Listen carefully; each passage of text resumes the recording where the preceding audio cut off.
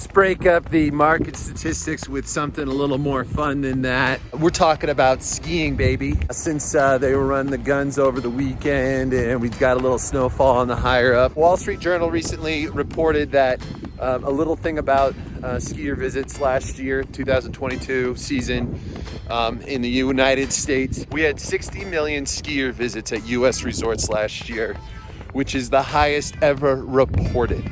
2021 and 2020 we saw skier visits of 10.7 and 10.5 million. So yeah, that's like almost 600% an increase. Obviously, we know that the pandemic inspired a lot of outdoor activity. There's also a big push from these major ski area conglomerates to have these multi-area passes such as Icon, Epic, Mountain Collective, and the new Independent Pass. These passes accounted for half of those visits, whereas in the past, they only accounted for about a third a decade ago. Actually, last year, Epic passes were up 50% in sales, even despite having a 20% discount the year before throughout the thick of the pandemic, so to speak. So thus, with all the participation and visitorships, a lot of people end up complaining like the lines are too long, there's nowhere to park, I can't even get lunch anymore.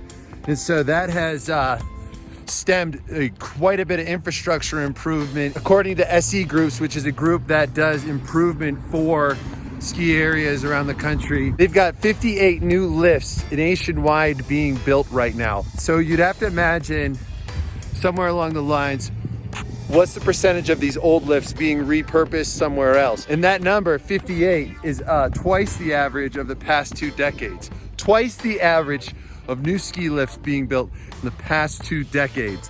And according to a real estate resource in Steamboat Springs, Colorado, these improvements are stimulating the real estate economy in those areas. Have to imagine we are getting 2 new lifts next year. We've already got an expansion.